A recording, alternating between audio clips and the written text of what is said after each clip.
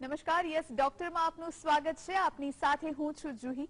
દર્શક મિત્રો, આજના યુવાનોથી માંડી તમામ લોકોમાં ખભાની સમસ્યાઓ જોવા મળી રહી છે. ખભો ઉતરી જવો, બાયસેપ્સના ટેન્ડન ફાટી જવા વગેરે સમસ્યાઓથી અનેક લોકો પીડાતા હોય છે. તો ખભાને લગતી તમામ સમસ્યાઓની સારવારના વિકલ્પો વિશે વાત કરીએ અને એક સ્વસ્થ વ્યક્તિ તરીકે શું તકેદારી રાખવી તેની પણ ચર્ચા કરીએ. આવો શરૂ કરીએ yes doctor.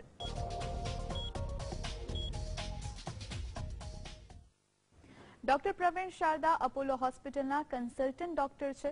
Fracture, polytrauma patients, joint degeneration, sports ઇન્જરીમાં તેમનો 20 વર્ષનો અનુભવ છે. MS ઓર્થો ગોલ્ડ મેડાલિસ્ટ અને યુરોપની ડીપ સિકોટ એક્ઝામના ટોપર રહી ચૂક્યા છે. ખભા અને ખભાની સમસ્યાઓની સારવારમાં તેમની મજબૂત પકડ છે. ડોક્ટર પ્રવીણ, આપનું સ્વાગત છે GSTVમાં. નમસ્તે. નમસ્તે. સૌથી પહેલા એ જાણવા માંગીશું કે ખભાની જે સમસ્યા છે તેનું મુખ્ય કારણ શું છે?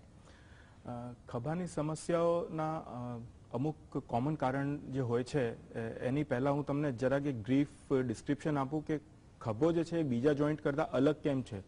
હવે કુદરત આપણને ખભામાં મલ્ટી ડાયરેક્શનલ મૂવમેન્ટ આપી છે, એટલે કે આપણે 3 ડાયમેન્શનમાં એને મૂવ કરી શકીએ. If you compare to other joints, જેમ કે આપણે ની હોય કે એલ્બો હોય, એ એક જ ડાયરેક્શનમાં મૂવ કરે, જ્યારે કે ખભો મલ્ટિપલ ડાયરેક્શન્સમાં મૂવ કરે. તો એના લીધે ખભામાં જે સોફ્ટ ટિશ્યુઝ અમે કહીએ મેડિકલ ટર્મમાં, સોફ્ટ ટિશ્યુ મીન્સ કે જે આપણો સ્નાયુઓ હોય, માંસ હોય, લિગામેન્ટ્સ હોય, એનું ખૂબ જ ઇમ્પોર્ટન્ટ યોગદાન હોય છે. હવે આ બેકગ્રાઉન્ડ તમને એટલા માટે આપ્યું કે ખભાની જે મોટાભાગની તકલીફો છે એ સોફ્ટ ટિશ્યુ રિલેટેડ હોય. કમ્પેર ટુ તમે ધારો કે નીનો જુઓ આજે તો આર્થરાઇટિસ કે ડિજનરેશન જેને કહીએ એ હિપ નીમાં સૌથી કોમન પ્રોબ્લેમ છે. અમારી ઓપીડીમાં નીના મોટા ભાગના પેશન્ટ ડિજનરેશન કે આર્થરાઇટિસ લઈને આવતા હોય છે.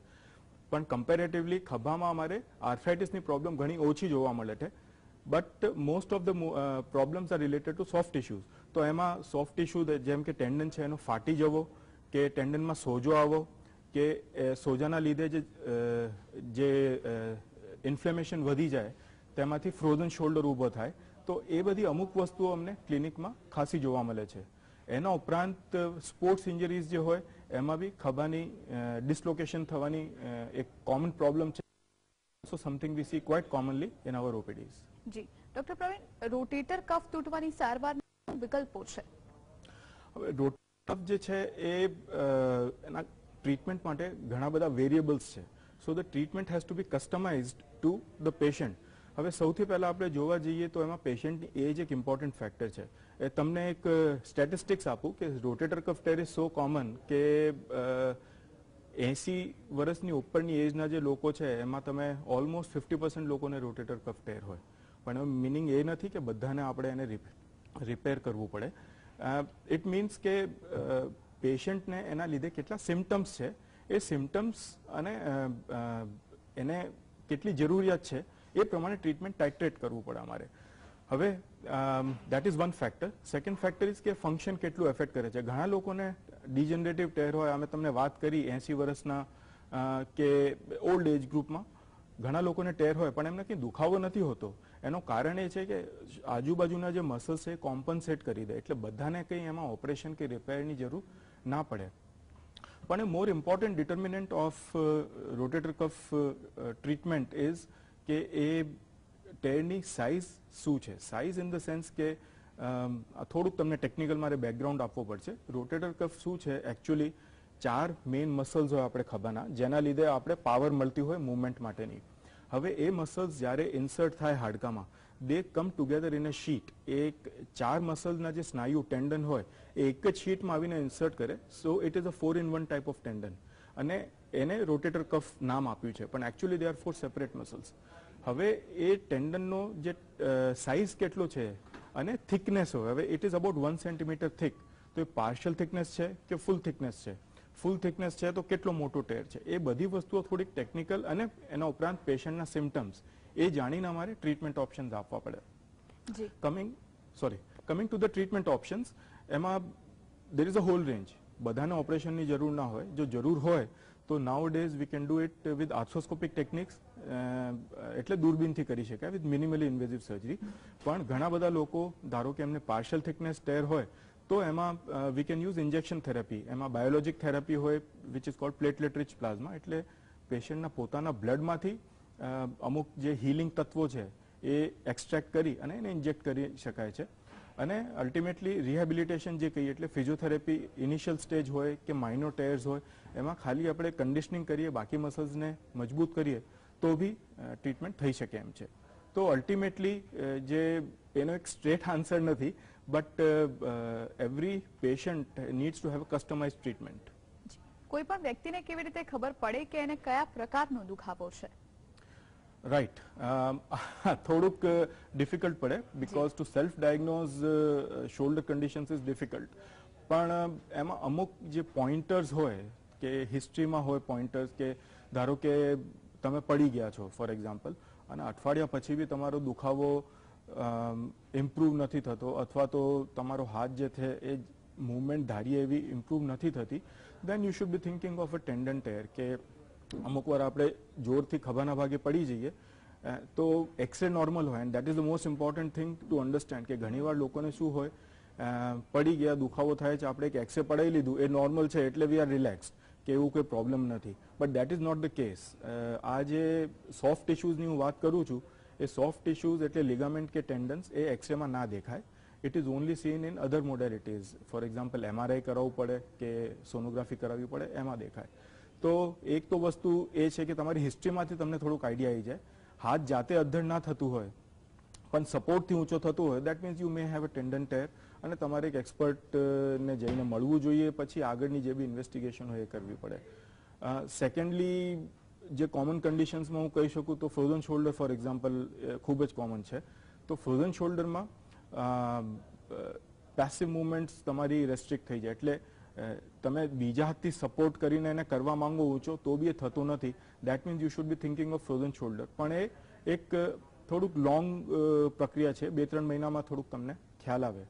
પછી એક રિકરન્ટ ડિસ્લોકેશન અમે કહીએ, એટલે ખભો વારે વાર ઉતરી જાય. એમાં શું હોય કે અમુક વાર લાઇનિંગમાં ડેમેજ હોય તો સામાન્ય મુવમેન્ટ જે આપણે કરતા હોઈએ, ફોર એક્ઝામ્પલ કારમાં બેઠા હોઈએ અને પાછળની સીટથી કંઈક ઉપાડવા જાઓ તો બી ખભો બહાર આવી જાય, બોલ, દેટ ઇઝ રિકરન્ટ ડિસ્લોકેશન. એટલે this is not normal.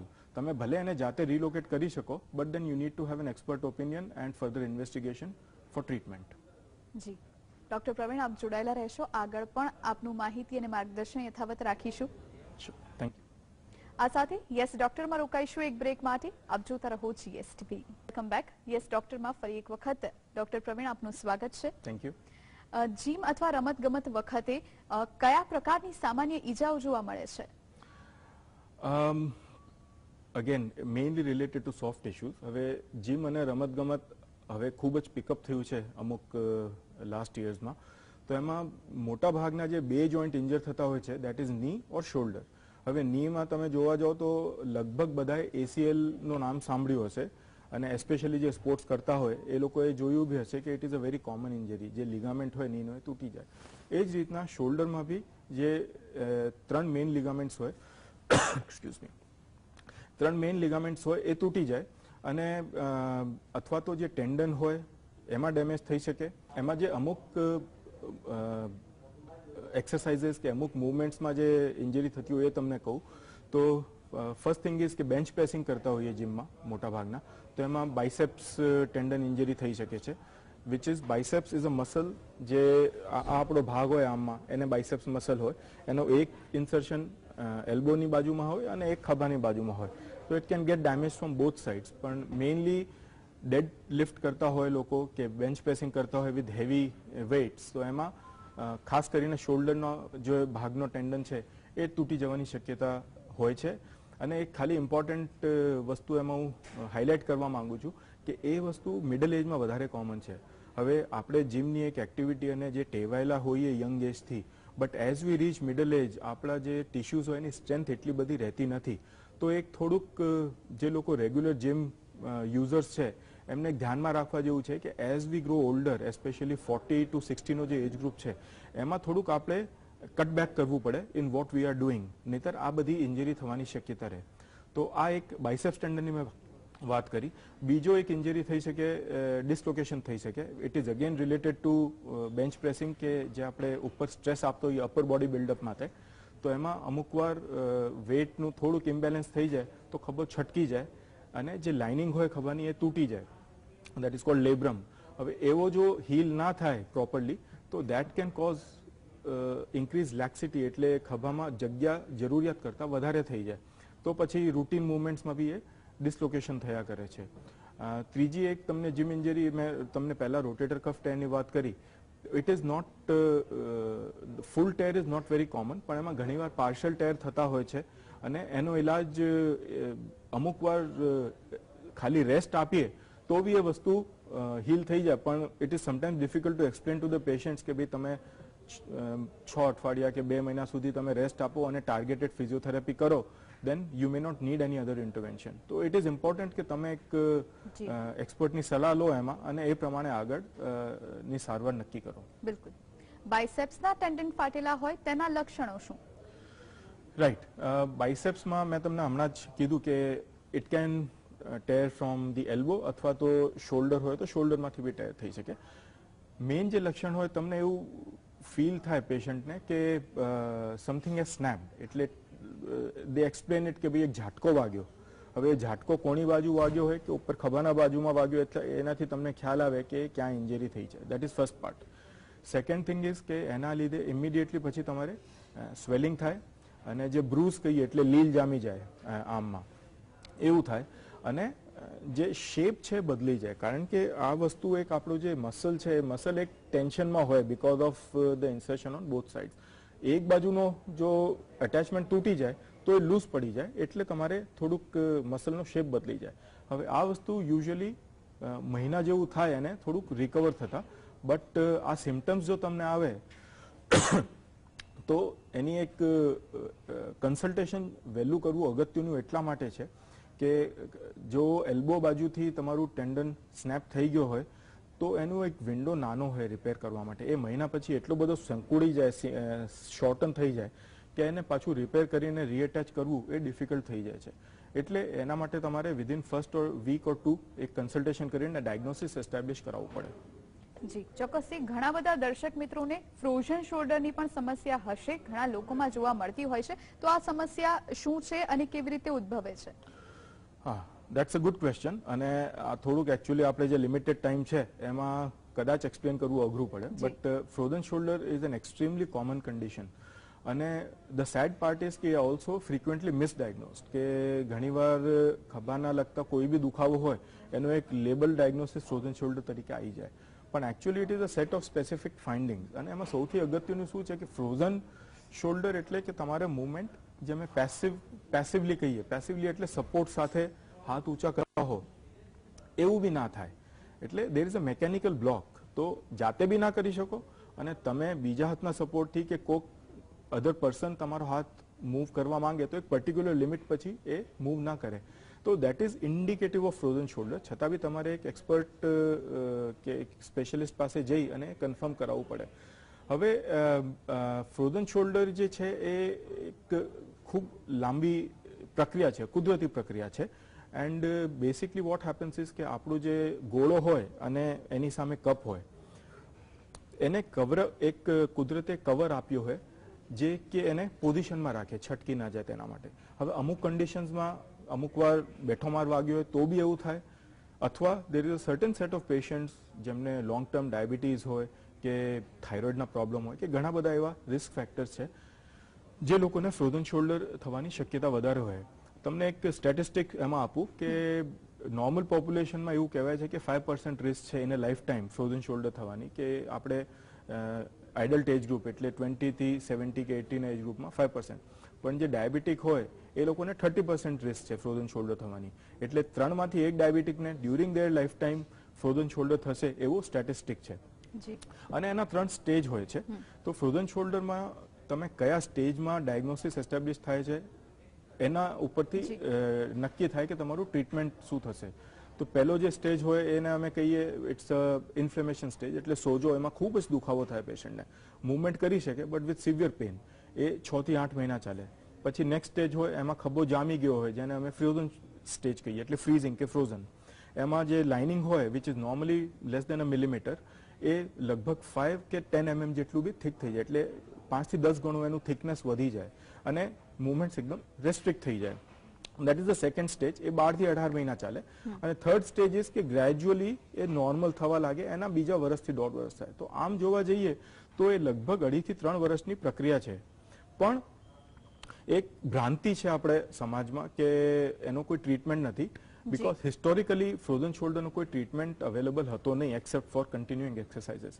But હવે વિથ લેટેસ્ટ ટેકનિક્સ અને જે આપણી અન્ડરસ્ટેન્ડિંગ અમારી મેડિકલ સાયન્સમાં વધી છે, એનાથી જો તમે અર્લી સ્ટેજમાં આવી જાઓ, ધારો કે અમુક પેશન્ટો મારી પાસે વિધિન ફર્સ્ટ 6 months આવી જાય, તો એમને હું ફિઝિયોથેરાપી ટાર્ગેટેડ એક્સરસાઇઝીસ અથવા there is a minor intervention called hydrodistension, જેમાં કે અમે મશીનમાં જોઈ અને દવાઓ જોઈન્ટમાં નાખીએ, જેનાથી કરી આ જે પરત ચોંટી ગઈ છે પરત છૂટી પડે જી જી અને that can give permanent cure. ચોક્કસ. ડોક્ટર, આપે જે પ્રમાણે ફ્રોઝન શોલ્ડરની વાત કરી અને રોટેટર કફની વાત કરી છે, તો આ બંનેનો મુખ્ય તફાવત શું છે, એ વિશે શું કહેશો? એટલે મેઇન એમાં એ જ છે કે ફ્રોઝન શોલ્ડર જે છે એ તમે પેસિવલી મૂવ ના કરી શકો. પેસિવલી એટલે કે સપોર્ટથી બી હાથ પૂરો મુવમેન્ટ ના આવે. કમ્પેર ટુ જે રોટેટર કફ ટેર હોય એમાં મેઇન કમ્પ્લેન્ટ પેનની અને વીકનેસની હોય.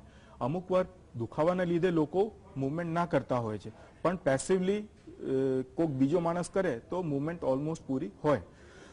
That is the main difference. પણ ઇન ટર્મ્સ ઓફ ટ્રીટમેન્ટ જોવા જઈએ તો જે રોટેટર કફ છે એ બી સર્જિકલી આર્થ્રોસ્કોપિકલી ટ્રીટ થઈ શકે, અને ફ્રોઝન શોલ્ડર જે છે એને બી જે લેટર સ્ટેજીસ હોય એમાં દૂરબીનથી લેઝર થેરાપીના જરીએ ટ્રીટ કરી શકીએ with excellent more than 90% success rate. જી ડોક્ટર પ્રવીણ, આપ જોડાયેલા રહેશો, આગળ પણ આપનું માહિતી અને માર્ગદર્શન યથાવત રાખીશું. Thank you. આ સાથે યસ ડોક્ટરમાં રોકાઈશું વધુ એક બ્રેક માટે. આપ જોતા રહો જીએસટીવી. બેક આપણી સાથે ડોક્ટર પ્રવીણ શારદા જોડાયેલા છે. ફરી એક વખત આપનું સ્વાગત છે જીએસટીવીમાં. ડોક્ટર, જે પ્રમાણે આપણે વારંવાર સાંભળીએ છીએ કે ફ્રોઝન શોલ્ડરની કોઈ સારવાર નથી, તો શું આ વાત સાચી છે? ના, જેમ કે મેં હમણાં જસ્ટ એક્સપ્લેન કર્યું, આ એક ભ્રાંતિ છે, કારણ કે આપણી અન્ડરસ્ટેન્ડિંગ પહેલા ઓછી હતી, ટ્રીટમેન્ટ ઓપ્શન્સ નહોતા. પણ હવે સ્ટેજ પ્રમાણે જો ડાયગ્નોસિસ તમારું એસ્ટાબ્લિશ થઈ જાય ટાઈમલી, તો અર્લી સ્ટેજમાં હાઇડ્રોડિસ્ટેન્શન અને લેટર સ્ટેજમાં હોય તો દૂરબીનથી કે આર્થ્રોસ્કોપિકલી વી ડુ અ લેઝર, જેનાથી અમે કેપ્સ્યુલને રિલીઝ કરી દઈએ. એ બે વસ્તુઓથી પરમનન્ટ ક્યોર થઈ શકે એમ છે. એટલે કંઈક 2.5-3 વર્ષ સુધી તમારે હેરાન થવાની એમાં જરૂર નથી. It can be fully treated with more than 90% success rate. ચોક્કસથી ઘણી વખત આપણે એવું સાંભળીએ છીએ કે કોઈનો ખભો ઉતરી ગયો, અને તો શું આ ખભા ઉતરી જાય છે એ સમસ્યા અને તેના ખભાના ડિસલોકેશનની જે સમસ્યા છે તેનું મુખ્ય કારણ શું છે? ખભો ઉતરી જવો એ એક કોમન સ્પોર્ટ્સ ઇન્જરી તરીકે અમને જોવા મળતું હોય છે કે કોઈ એક ઇન્જરી થઈ હોય during training or they have a fall અને એમાં ડિસલોકેશન થઈ જાય, તો એમાં એક સ્ટ્રક્ચરલ ડેમેજ થાય છે. એમાં જે ખભો હોય, મેં તમને પહેલા જે પ્રમાણે વાત કરી, એક બોલ હોય અને એની સામે એક સોકેટ હોય. બોલ બહુ મોટો હોય, સોકેટ નાનો હોય. એટલે એને જોઈન્ટમાં રાખવા માટે કુદરતે આપણને અમુક સ્ટ્રક્ચર્સ આપ્યા હોય, જેમાંથી એક સ્ટ્રક્ચર જે સોફ્ટ ટિશ્યુ હોય એને લેબ્રમ કહીએ. એ લેબ્રમ જે એક ટાયર ટ્યુબનુમાં સ્ટ્રક્ચર હોય એ આખું જોઈન્ટને કવર કરી અને કંટ્રોલમાં રાખે છે. પણ જ્યારે એકવાર ખભો ઉતરી જાય, અમુક વાર તૂટી જાય છે અને પાછું એની જગ્યા પ્રોપરલી હીલ ના થાય. એટલે જ ખભામાં જોઈએ એના કરતાં વધારે જગ્યા હોય તો પછી અમુક ટાઈમ પછી રૂટીન મૂવમેન્ટ કરતા હોઈએ, ધારો કે આ પોઝિશનમાં હાથ આવે તો જોઈન્ટ બહાર જતું રહે. તો that is a structural legion, અને એમાં દૂરબીનથી ખૂબ જ સારા રિઝલ્ટ મળતા હોય છે. એટલે એને દૂરબીનથી રિપેર કરી શકાય એમ છે. પણ એક એની સાથે એક બીજો પોઈન્ટ હું હાઇલાઇટ કરવા માંગુ છું કે ખભા ઉતરી જવાનો એક બહુ રિલેટિવલી કોમન કારણ અમે હેબિચ્યુઅલ ડિસ્લોકેશન કહીએ, એ બી છે. અને એની અન્ડરસ્ટેન્ડિંગ થોડીક ઓછી છે હજી આપણે. સો વોટ હેપન્સ ઇઝ કે અમુક લોકો જેનેટિકલી એમના જોઈન્ટ્સ લૂઝ હોય નોર્મલ પર્સન કરતા. એટલે એમાં જ્યાં સુધી મસલ બેલેન્સ બધું બરોબર હોય દે આર ફાઇન, પણ અમુક બેઠો માર વાગે અને મસલ ઇમ્બેલેન્સ થાય, એના લીધે ખભો ઉતરવા માંડે. હવે આ એક ડાયગ્નોસિસ એનું એસ્ટાબ્લિશ કરવું જરૂરી છે, કારણ કે અમુક વાર એ લોકોને જો સર્જરી કરીએ તો જોઈએ એવા રિઝલ્ટ નથી મળતા, કારણ કે there is not significant structural damage. તો આ જે ગ્રુપ ઓફ પેશન્ટ્સ છે એમને અમે ટાર્ગેટેડ ફિઝિયોથેરાપી, એટલે પહેલા આઈડેન્ટિફાય કરવું પડે કે કેમ આ કયા મસલ ગ્રુપના લીધે પ્રોબ્લેમ થાય છે. પછી એને ટાર્ગેટ કરીને 3-4 મહિના સુધી એને સતત ફિઝિયોથેરાપી આપવી પડે. તો આ કાઉન્સેલિંગ અને અન્ડરસ્ટેન્ડિંગ બહુ અગત્યની છે, અને એના માટે જરૂરી છે કે પહેલા તમારે જે બી ડોક્ટર જોડે ટ્રીટમેન્ટ ચાલે છે એ ડાયગ્નોસિસ પ્રોપરલી એસ્ટેબ્લિશ કરી અને એ પ્રમાણે સારવાર આપવામાં આવે છે. ચોક્કસથી. આપ દર્શક મિત્રોને કોઈ ખાસ સલાહ આપવા માંગશો કે જેઓ આ દુખાવાનો ભોગ બન્યા હોય અને એનાથી બચવા માટેના કોઈ ખાસ ઉપાયો આપ કહેવા માંગશો? શ્યોર.